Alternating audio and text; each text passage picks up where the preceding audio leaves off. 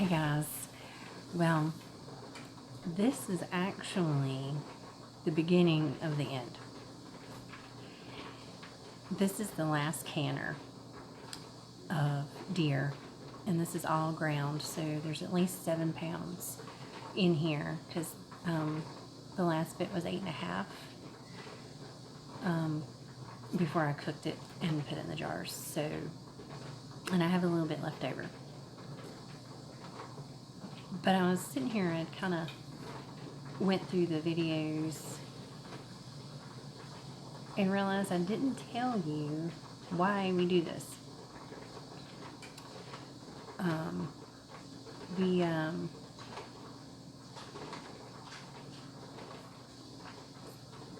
Goodness, I don't know. Let's just say that for hunters, it's about $100 at least to process a deer right now, and a lot of that's based on weight. And you can choose your cuts or whatnot, but there's a lot of waste. There's a lot of bone. There's just a lot of stuff. And we did that one time for the first deer 8 years ago. And back then it cost us $80, and it was a really nice size 8-point buck. And they cut the cap off, the skull cap off. We brought that home, and a year later I mounted that for my husband for his Christmas present. He didn't know it. I did it all in secret. First time I've ever done that. Thought I did a pretty good job. But anyway, it cost us $80, and we weren't really happy with it in the end. The cuts, the flavor, something.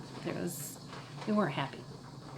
And so the next season, when we got that first deer, we called up his boss man, and he helped us through the process. Showed us how to do it all, and we've been doing it ever since. Now, I will say this: normally, when we start the process from cutting to packaging, 4 to 5 hours, maybe at the most. And like I said, that's kind of cleaning in between and weighing everything in 4 hours. Well, this is the last canner. I am at about 24 hours now. Obviously I slept. But everything is just about everything is going in jars, or most of it's going in jars. We got a deer 5 weeks ago, and with all the garden stuff, we had no room. We had no room in the freezers, so I said, let's jar it. Let's just jar it. And so that's what I've been doing. Of course, there's sausage and things like that. That's not in jars. But we already have plenty of ground in the freezer already to make hamburgers or what I call deer loaf. Meatloaf just with deer. But anyway, that's where we're at. Now, like I said, why do we do it? It's one of the reasons why we do it. Another reason is for like this time around, I've got stew, and there's 6 ingredients in here. 6. It's just meat, potatoes, carrots, onions, water, and salt. Other than the salt, all of this came from our backyard. So I don't have a salt mine. So, but I know what's in this jar. And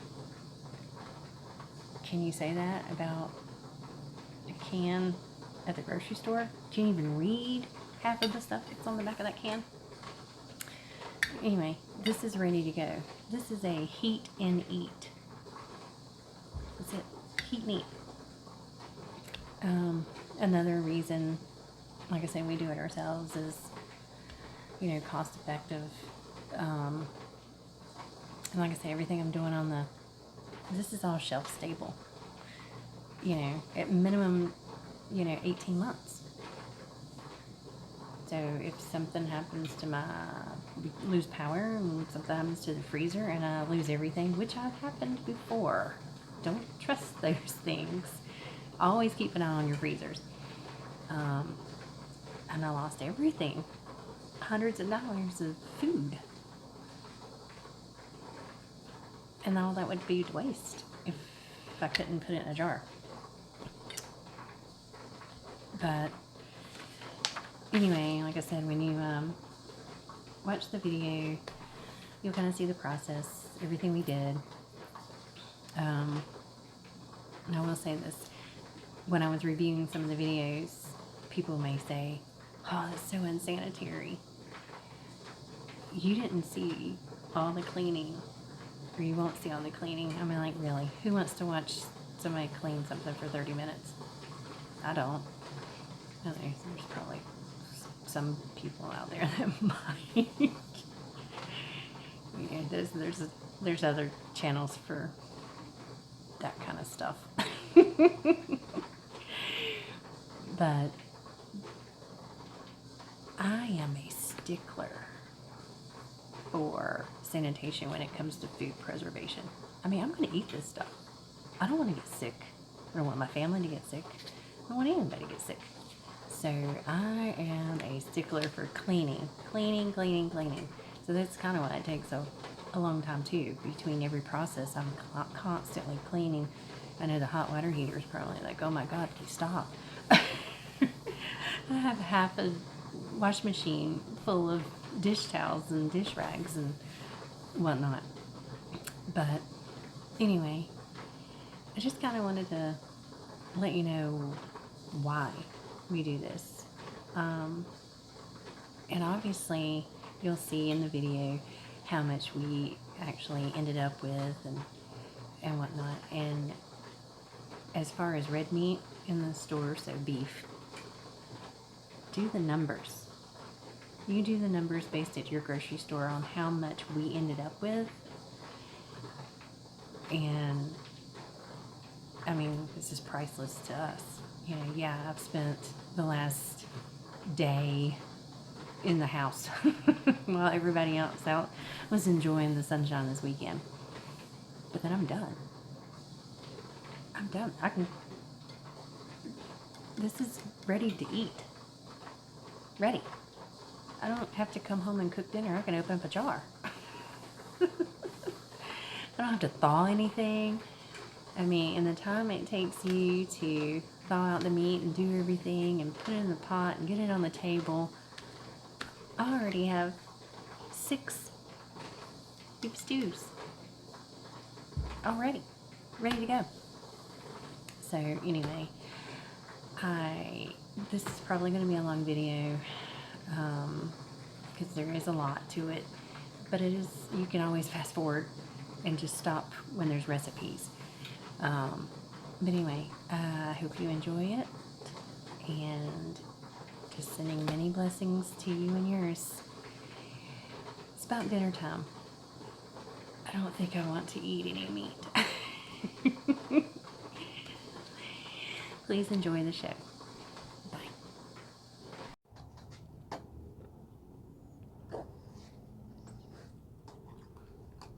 So tell me what you got. Tell me what you got. What is that? This is the ham right here. I'm just taking a quick steak off of the rump muscle and throw that in there to go to Randy's just in case we don't have enough.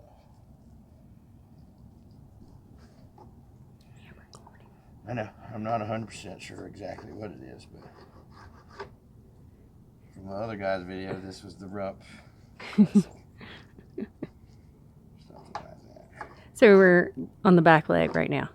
Oh, okay, good. Just clarifying for anyone that watches this, that's the yucky pile. If we had a dog, that would be its food. and these are just the bits that have come off of everything else. Okay, that's going to be for ground. Probably going to end up with some sausage out of this because we need to place more. And then what's in your bowl? That's hamburger too. Okay. It looks like we're going to have a lot of hamburger. And this gets messy after a while, so that's why it's outside. We used to do it in the house. And of course, if it was too warm today, it would be in the house. But this is, once you get the grinder going, you get juice, let's just say juice, all over the place on everything. So it's easier to do it out here. Then you can just hose everything down. But everything's just getting chopped up into bits and pieces to figure out what it is. There's already a whole bowl of tenderloin steak that's been cut into strips for doing jerky. So a lot of things are going to happen today. At some point there will probably be stew meat. I think I might just go ahead and make it up as stew with everything in it. So it's a long day, but I'm in the house cleaning up the kitchen, getting ready for it. So we'll be back throughout the process.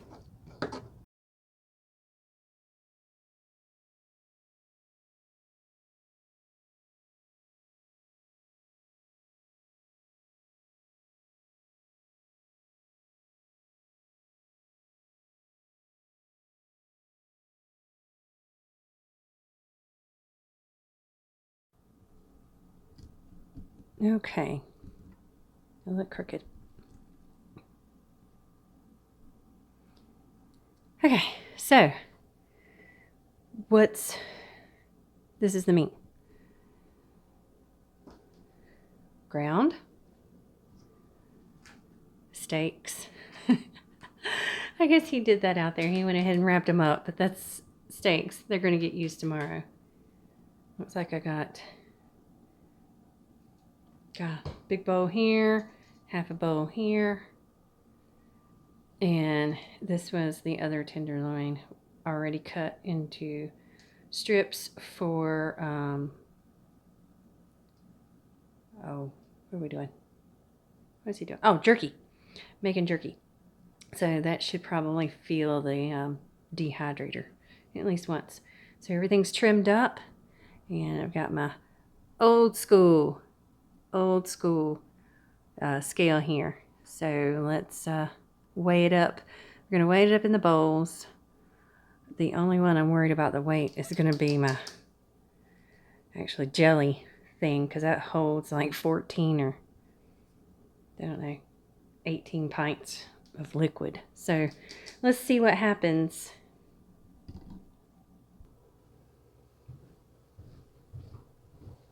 Okay.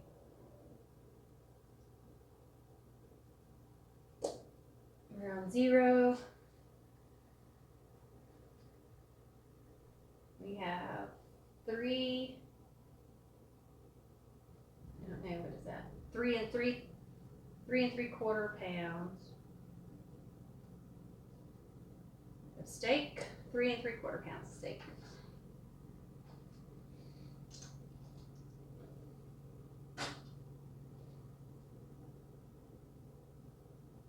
Another 3 pounds. It would be steaks, but that's going for jerky.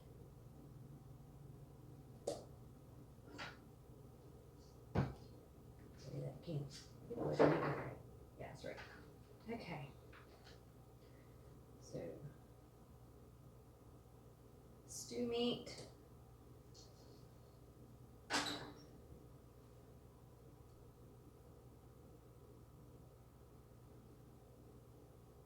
What is that?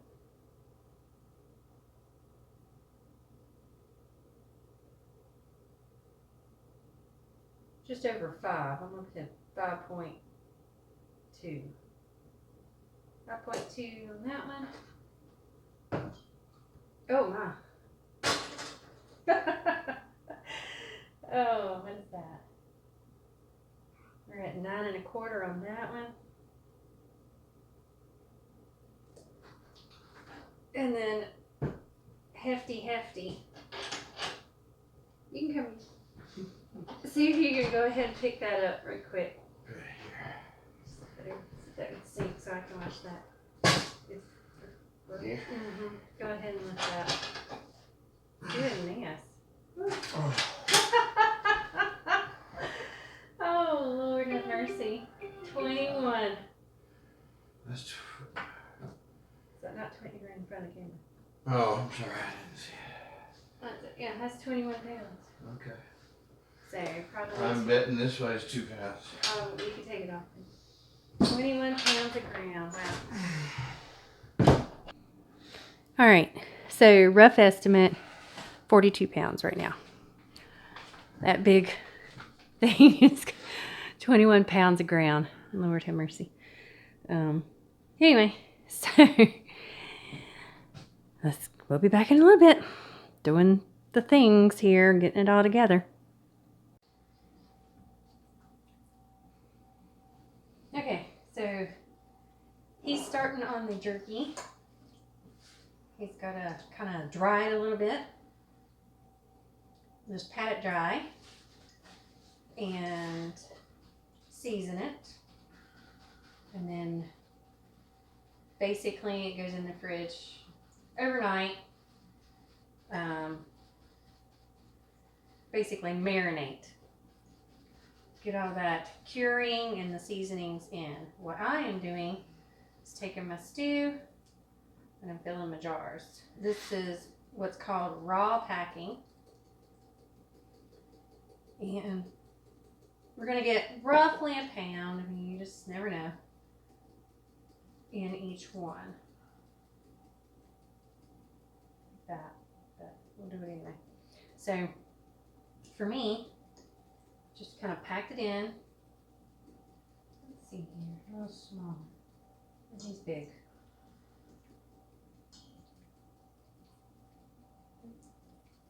Let's go ahead and start with another jar here until we get to a small one. And you're basically just taking the meat, throw it in the jar. It's small here. I'm doing just straight cubes for this batch of this first run of canner. Like I said, it's cold packed, so there is no seasoning, no liquid, no nothing going in this jar. Here's a little guy. There we go. So basically, raw pack meat. It's pretty packed in there. I'm not sure if you're seeing that. 1 inch headspace, and that's it. It's going to make its own liquid. So just keep filling the jars. My canner holds, what does it hold? About 7.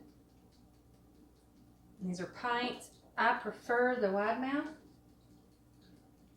Just easier, I think.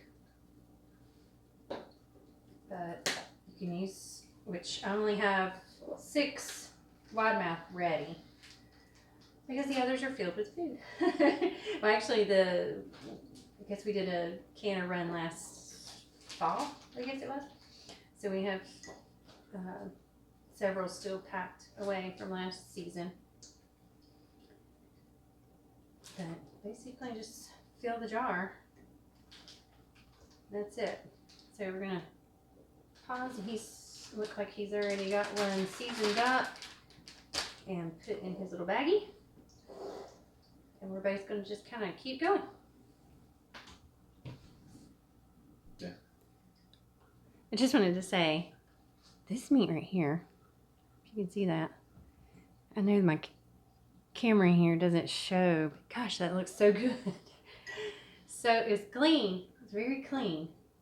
So he did a good job with that. Tell us what you were saying earlier about tartar, babe. Now, these strips that I'm doing with the jerky here, it's from the tenderloin. So you could literally, if you got your stove real nice and hot, iron skillet or a nice pan, you throw that in there for just a couple seconds on each side, then it'll be perfect medium rare in the middle, and you can just eat it. It would take literally seconds to cook it, and you could eat it just like that. It'd be really, really good. So all kinds of things to do. This is, you know, I guess people love it. Venison is what you call it. We just call it deer around here. We're not fancy. Fancy. Meat. It's red meat. Exactly. It's red meat. It honestly, people talk about gamey. I never noticed it, to be honest with you. Well, you still shouldn't eat too much of it, but Yeah, as far as red red meat beef goes. wise goes, I think the deer meat might be just a little bit better, but it is still red meat. It is red meat. It is natural though. So, I mean, this is grown on its own. It was only corn fed for about 3 weeks by me. Maybe. If it was. I mean, you don't know for certain how long it's been around. I guess it was around a couple weeks. In our state to do that. So. But, you know, pretty much it's out there eating the things that it should eat. Luckily, it didn't eat our garden. I know it did eat. He may have had a nibble or two. Yeah, he had some green beans, I think, maybe this summer out of Mom and Dad's garden. I know they ate the squash plants. The okra, they ate the tops off. Oh, yeah, okra. They did eat the tops off the okra. So, you know, pretty natural. They had a good life. So, everything is pretty natural, and I feel confident about it. Looks like he's finishing up pretty good on his stuff. Oh, this is going to have to be washed very well. But I've just about got my jars packed. Might be a little bit here and a little bit there. And that is, he's getting ready to go in the canner. So, back again.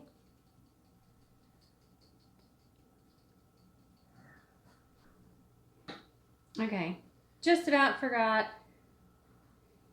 a crucial step, and that is to wipe your rims. Wipe the rims. You got to get any residue from the meat, in this case it's the meat, off of the rim. If not, you run the risk of a seal fail. And for us, this is important for shelf stable food, because we just don't want to lose any of this. Like I said, each of these holds roughly a pound, which is about right, because that one, the little bowl I started with was almost 5 1/4. And then I used several a bunch out of there. So, anyway, crucial step. Always wipe your rims. I prefer white vinegar.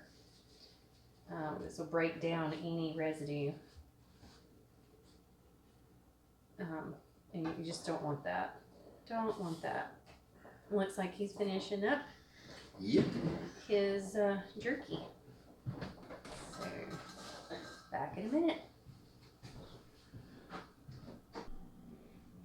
Okay, so the jerky is already, like he says, already working on it, the curing part.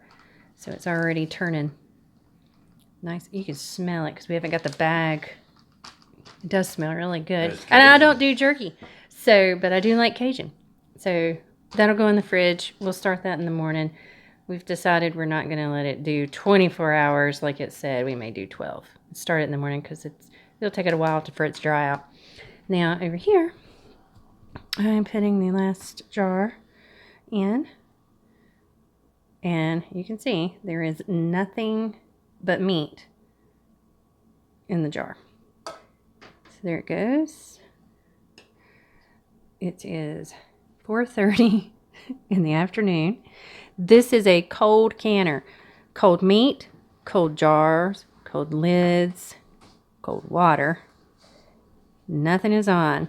This is true cold packing. After a while, you'll see when I pull these out. Oh, these are pints, so these are going to run for 60 minutes once it comes up to temp, once it comes up to pressure. 60 minutes. Like I said before in other videos, you have to look at your altitude and determine your pressure. So I'm not going to tell you what ours is. But pints are 60 minutes. So I'll be back later. And while I'm doing this, I'm going to eat.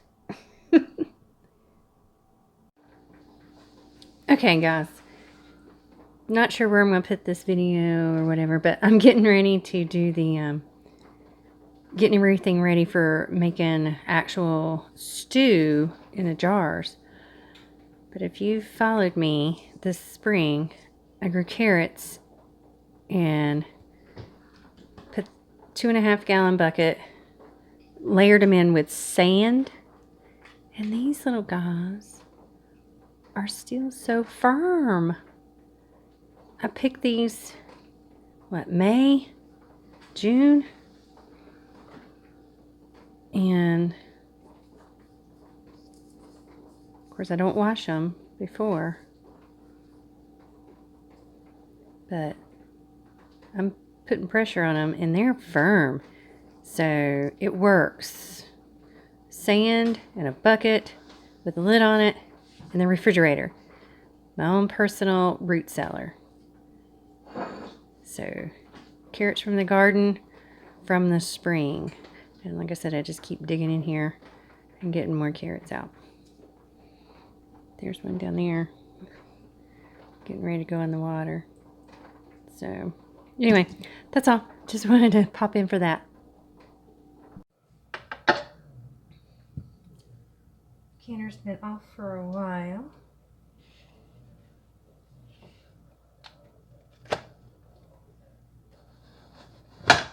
Finally ate. Let's see what we've got here.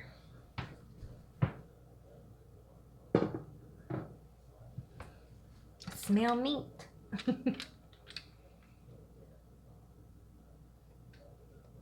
Let's see. As we get in here, here we go. Oh, it's still bubbling. Let's see if you can see that. See the bubbles? That looks good. Uh-oh. There's one there. Oh, did you hear that? Love the pops.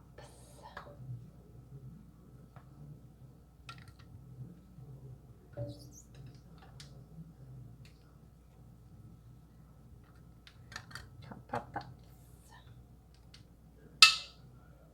Another pop.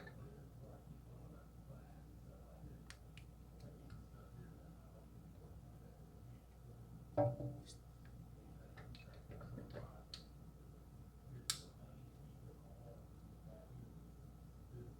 don't know if you guys can see that, but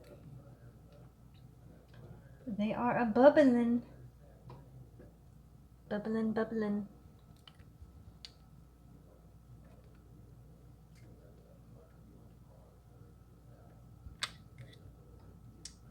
Okay, I'm gonna flip you around.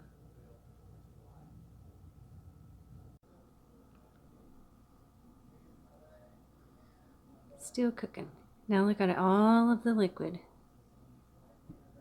that it created in the jar.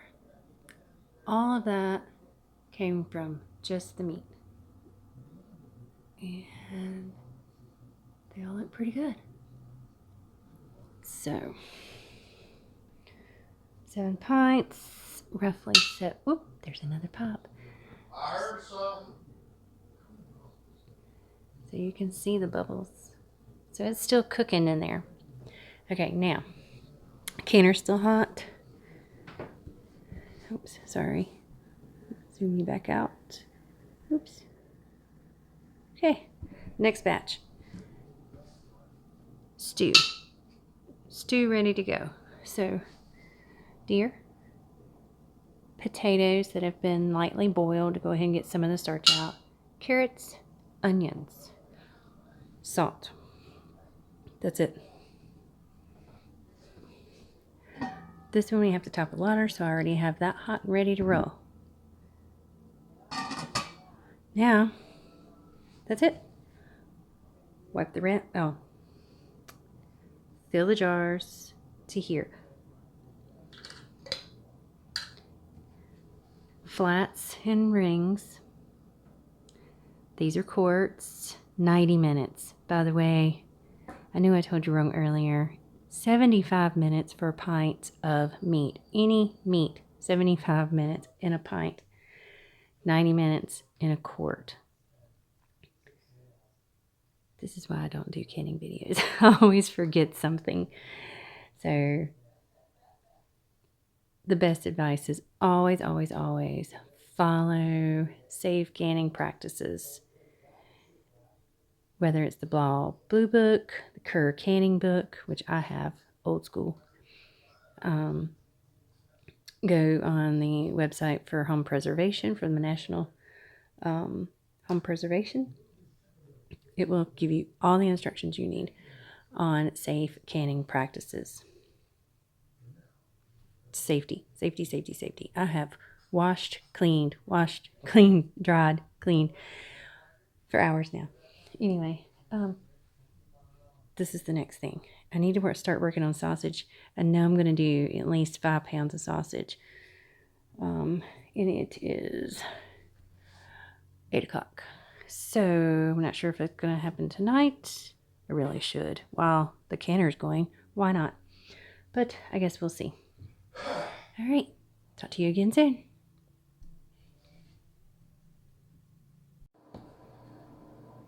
Okay. Good morning. Day 2. Once I got through the canners last night, I said poo on it. I didn't even make up the sausage, because then I would have to do the whole process of the sausage. So, getting started on the ground today. All of the stew meat is jarred up. I had only 2.5 pints of stew meat left. So, we split it up, which is going to be probably about 1.5 pounds, maybe, each. So we'll weigh that up later, but I've already packaged that up and put it in the fridge for now in the vacuum sealer. So, and all that, I've got the rough estimate 21 pounds of ground to deal with today. So, am I not sleeping or thoughts before I fell asleep last night? Instead of just doing just the amount of sausage I want to do and then putting it all in, the rest in ground in jars, which will be my first time doing that. This is all about convenience foods, and just easy, just the ease of it. So I have already pulled out 3 pounds of the ground, and I decided I'm going to do meatballs. And we're just going to mix up some just traditional Italian, not no sage. So we're going to start with my basil from the garden. Just, I'll crush up the leaves. You can see that. And oregano, garlic powder, and onion powder. That's all I'm going to do in the meatballs. This way, I'm not going to cook them either. I'm going to flash freeze them on a cookie sheet, which I have here. I love doing flash freezing of everything, and to be able to put in big Ziploc bags so you can just pull out just individually what you want. I did that with all of my peppers, bell peppers from the garden, and it's just been really easy to pull from. So I guess come along while I do this.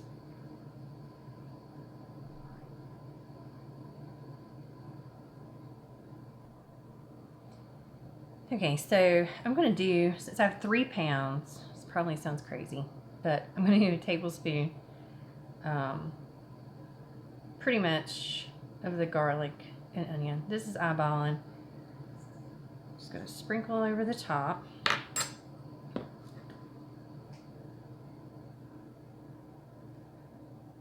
Ooh, it already smells yummy.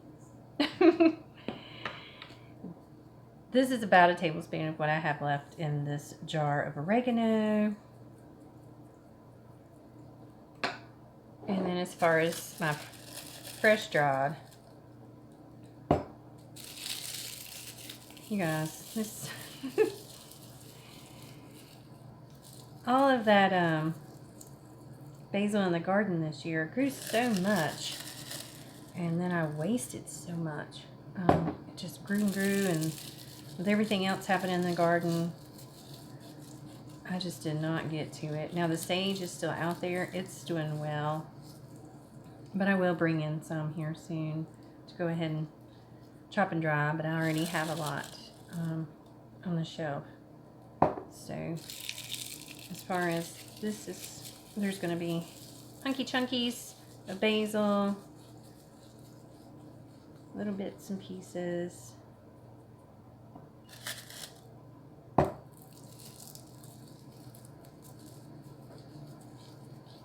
And that's it. Now, here comes the fun part. Elbows deep. Elbows deep. I'm going to try to do this one-handed so I can work the phone camera. I'm just going to mix it all up. I love these restaurant-style gloves that I have. So when you're working with meat, anything like this, and you just keeps it from, for anybody, I guess, women too, but anyone, keeps it out of your fingernails.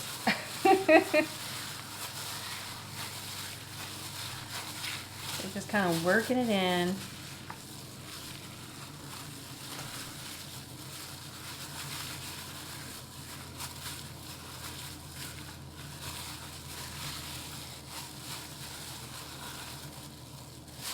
So every little bite is going to have some seasoning.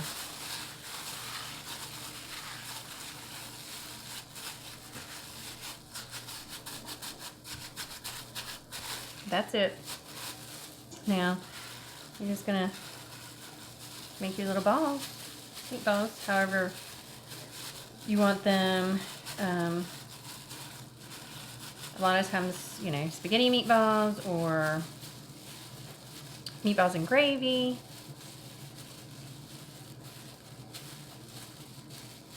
And that's it. Meatball. Put it in my little pan. I'm going to fill my pan up. And when I come back, I'll get everything ready for the sausage. Because I'm going to need 2 hands for this. All right, we're moving on. So I found a recipe a couple years ago on deer sausage. I don't know the person's name, so I can't tell you the exact recipe, but I plan on doing at least 5 pounds. So this recipe basically is for 2.5 pounds. So I'm just going to double it up. We're going to have salt, sage, thyme, garlic, black pepper, red pepper flakes, brown sugar. Now it does have a smidge of clove. I don't have any ground. No, I do have clove. Yes. So I'm gonna just do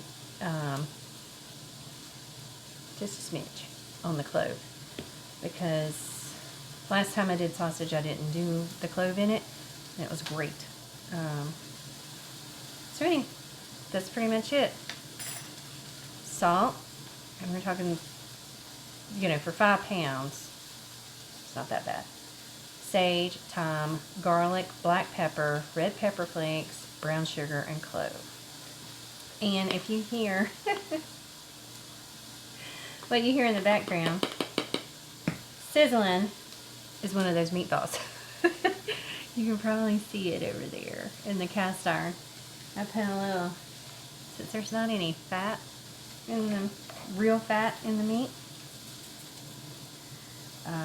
put a little bacon grease in the cast iron.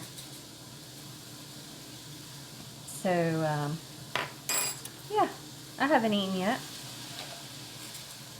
Why not try one? So, I use sea salt, guys.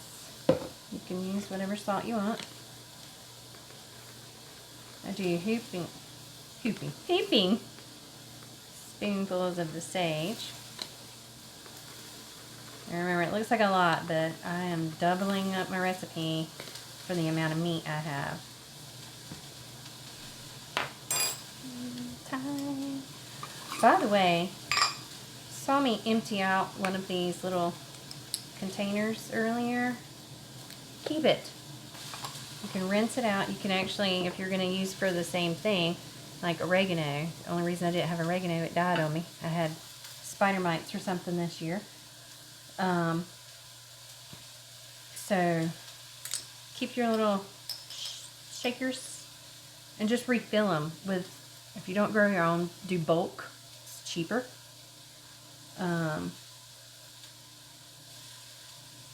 Making sure. And then just reuse them. Just fill your little container. You'll see I've got a ton of them. Ton of them. 2 teaspoons. So we're going to do 4. No sense in wasting something you can reuse, or quote unquote recycling that may or may not actually make it to the recycling, right? And then pepper. Whew, this is strong. Strong, strong, strong. And this has a little kick, but it's not that bad. It could certainly be a little more for me. I like the spicy. Spicy. So there is not much on the red pepper. So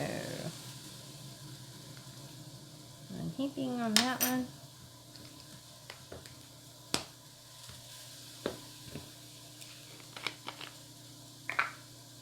Literal dash of clove. That's it.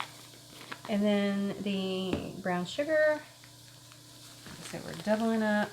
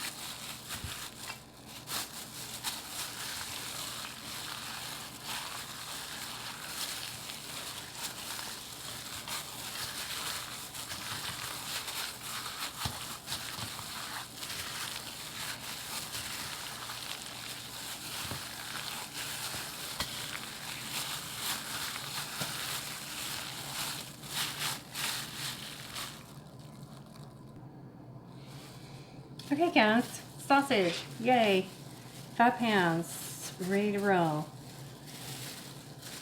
You can make this as easy as you want. You can just weigh it up individually and throw it in Ziploc bags, wrap it in butcher paper, or like we do, vacuum seal it. I go through this hard step, or it's not a hard step, I don't think, first, because, like I said, convenience. I go ahead and make them into patties. sausage patties. So that way, when we decide we want to have sausage for breakfast or whenever, we bring out one package, and we put 8 patties in it. Theoretically, be about a pound. So basically, I've just got my meat, and I kind of put it on the little cutting board or whatever here, and get it to the thickness that I want my patty.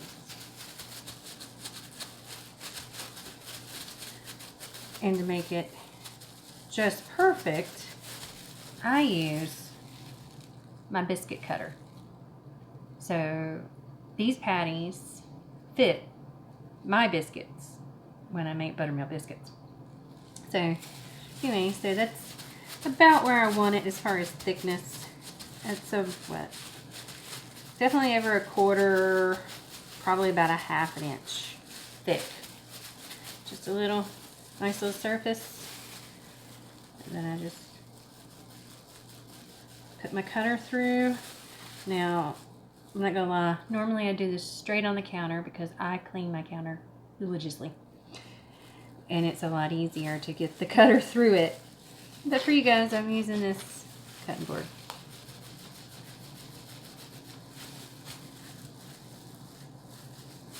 I'm just gonna go ahead, just in case, pull the meat away.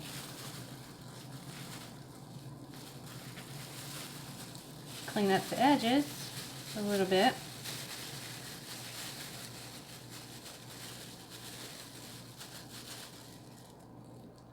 And now you have a sausage patty. Perfect size for your biscuit. And then I have parchment paper. I think last time I used wax paper. I've measured this out, pre-measured these out for the width of my, what do you call them? The bags, the little, goodness gracious, what is that thing called? Food saver. Goodness, I'm sorry. Food saver bags. All right, so that's one layer. And then I have this out ready to roll.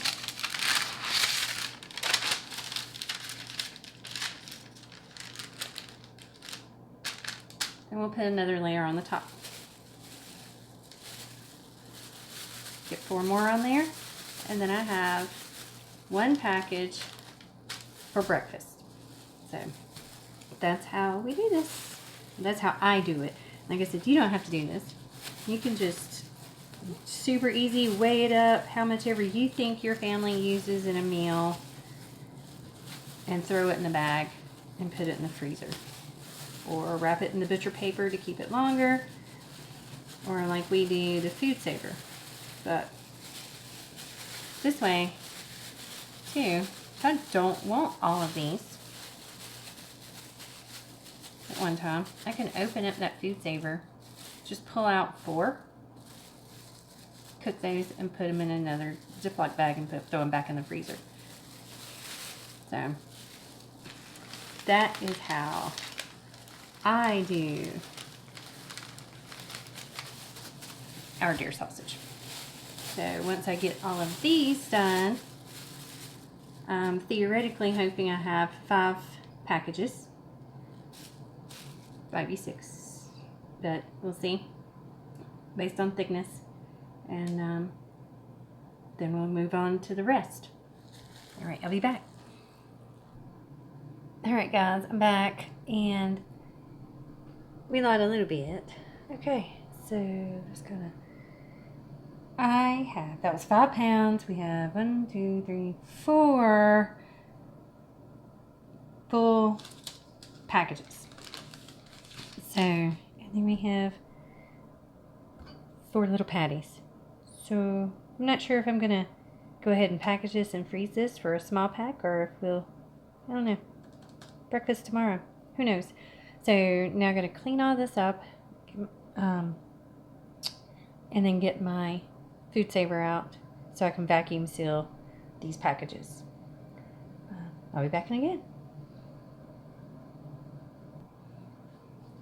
Okay, not sure if you can see this or not, but I made my bag to the size of my little sheets. Put this one on the top to make it easier because I'm filing solo today.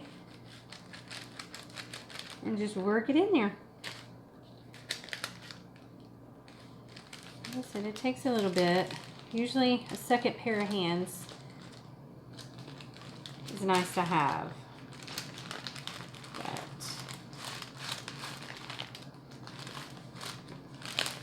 there you go. I don't know, roughly a pound, obviously more than a pound because I had 5 pounds, I'm getting 4.5 packages. So anyway, now all I'm going to do is get the rest of these in their little zippies or little baggies and seal them up. Perfect breakfast size for, you can do it for 4 people, maybe even more. It's 8 patties. So I know I did one back in the fall for the dove hunt. So, and everybody loved them. So I've just kept the recipe. And that's pretty basic. I didn't say basic. Okay, I'm sorry, not basic, but it's doable. It's not that hard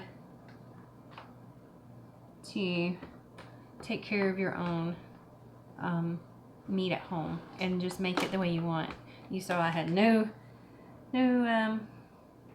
junk so far added to anything I've done yet. No preservatives, no chemicals. Clean meat. All right. Once I get all this done, clean them up again, figure out how much ground I have left, and I guess I'm going to get to jarring.